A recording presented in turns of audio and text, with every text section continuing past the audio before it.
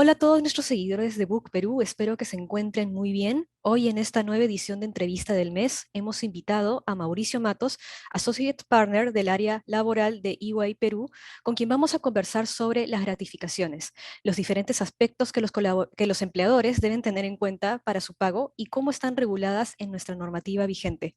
Mauricio, muchas gracias por acompañarnos.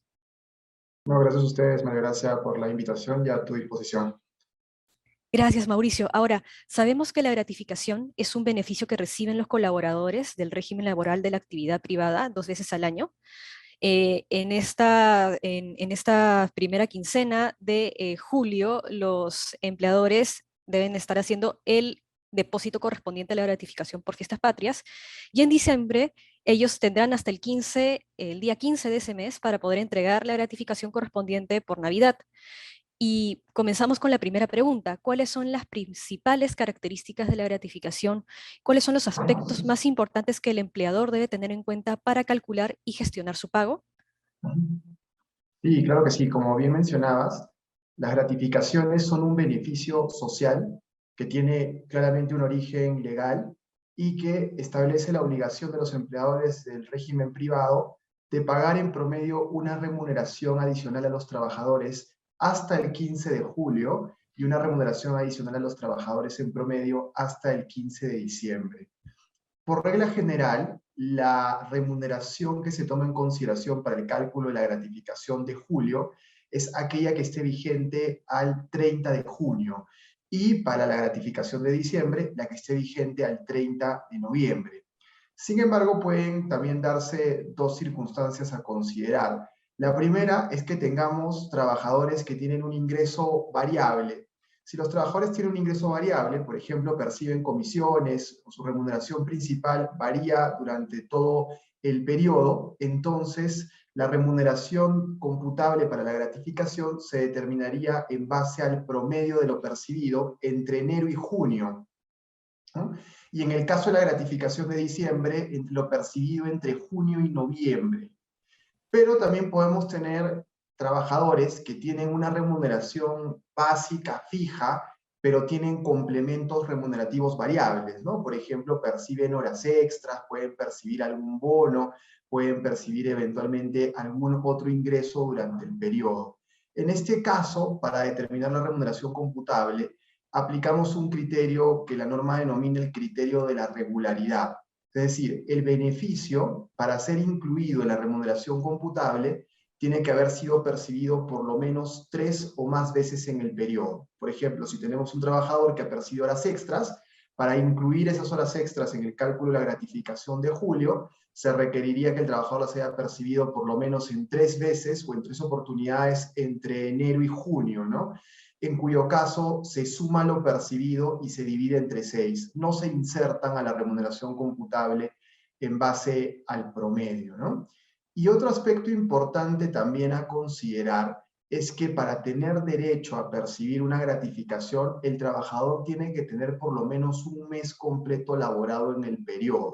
Es decir, si tenemos un trabajador, por ejemplo, que ingresó a la nómina el 4 de junio, ya no le correspondería la gratificación de julio porque no tendría un mes completo laborado en el periodo.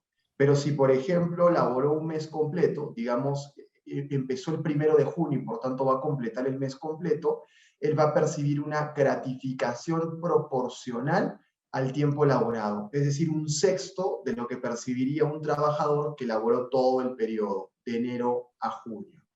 Otro aspecto también importante a tomar en consideración con la gratificación es que para percibir el beneficio se requiere estar laborando en el momento en que se pague, esto es al 15 de julio.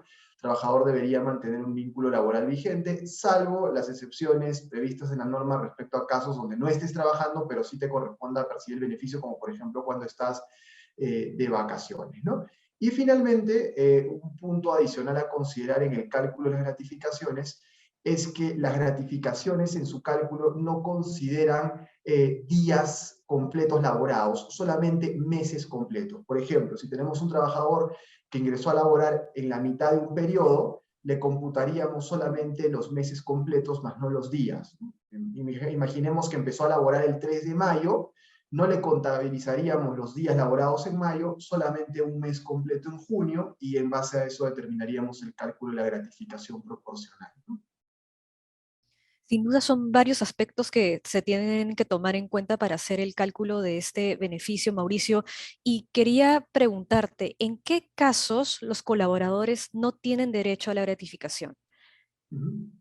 Sí, en principio, la gratificación, a diferencia de lo que sucede con la CTS, le corresponde a todos los trabajadores. No Ok. importa el tipo de contrato que tengan, puede ser un contrato a duración indeterminada, lo que llamamos normalmente contratos estables, o contratos a plazo determinado, o incluso trabajadores a tiempo parcial, o incluso trabajadores que están haciendo trabajo remoto. Les corresponde a todos los trabajadores del régimen laboral privado. La única excepción para no percibir gratificaciones es que hayas laborado menos de un mes completo en el periodo. Si has laborado menos de un mes completo, no corresponde el pago de la gratificación. Pero de lo contrario, le corresponde a todos los trabajadores sin importar el tipo de contrato que los vincule, ni tampoco sin importar el número de horas laboradas, ¿no? Porque, por ejemplo, en el caso de la compensación por tiempo de servicios, este es un beneficio que solo se paga a quienes trabajan 4 más horas diarias. La gratificación no tiene esa excepción, ¿no? Ujú.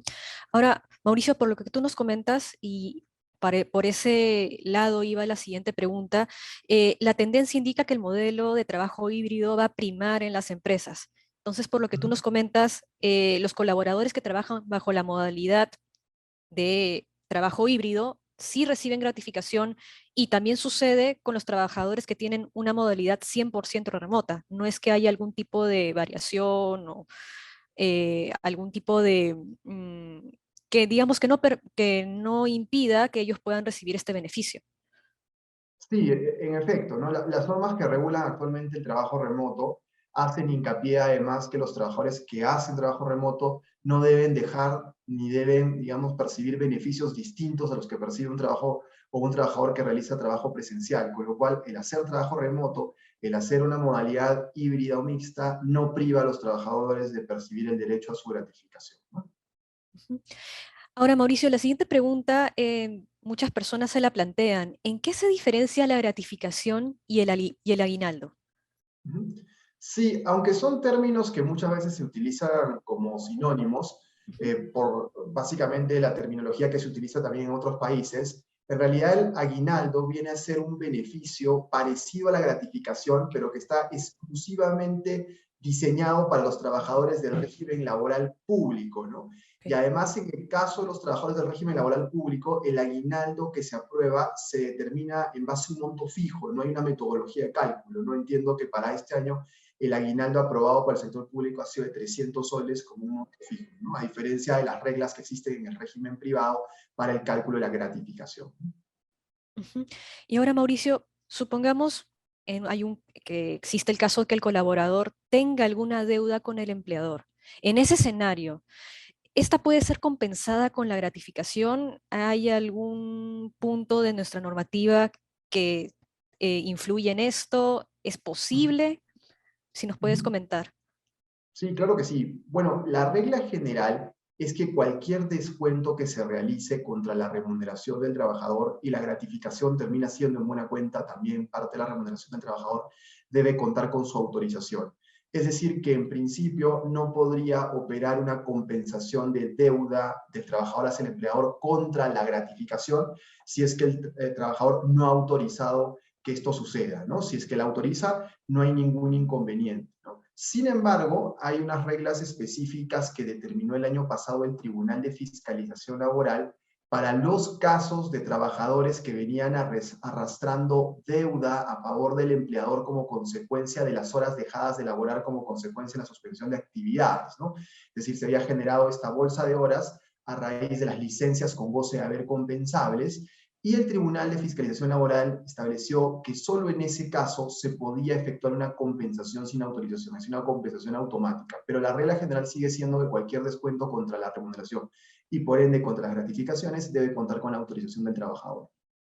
Mm.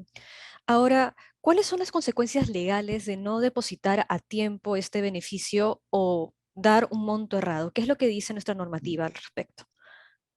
Sí, como sabes, los empleadores tienen la obligación de depositar la gratificación hasta el día 15 de julio.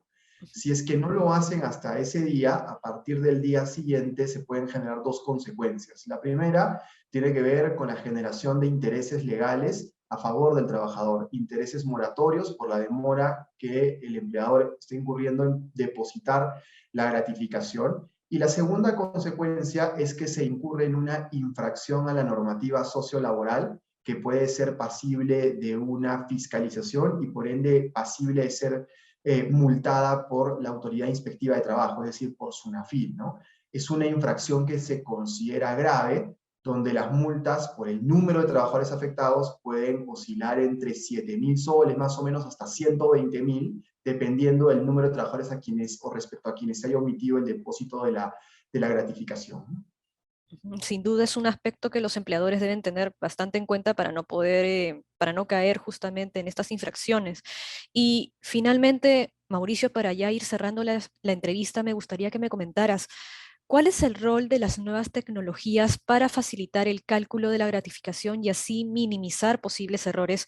¿Cuáles son los beneficios que las empresas pueden encontrar en aplicar un software o sistema que las ayude con esta tarea? Sí, ciertamente el trabajo de automatización del cálculo de la gratificación pues puede simplificar muchísimos procedimientos y al mismo tiempo reducir al mínimo también la ocurrencia de errores al momento de efectuar un cálculo manual o un cálculo a través de hojas de cálculo, valga la redundancia, ¿no? De hecho, en este sentido, tener un sistema automatizado que te permita determinar claramente los meses a calcular, los parámetros a calcular, también el cálculo de la bonificación extraordinaria a favor del trabajador que reemplaza al aporte de salud del empleador ayuda claramente, digamos, a que los empleadores puedan hacer una provisión adecuada y también un cálculo adecuado de la gratificación a lo largo del año, ¿no? Ujú. Perfecto, Mauricio. Muchísimas gracias por compartir este espacio con nosotros y a todos nuestros seguidores decirles que no dejen de visitar nuestro blog en www.book.pe, donde van a poder informarse sobre diferentes temas, tendencias relacionados a la gestión de personas. Nuevamente, Mauricio, te agradecemos mucho haber compartido tu experiencia y conocimiento sobre este tema. Gracias a ustedes también, que tengan un buen día. Gracias.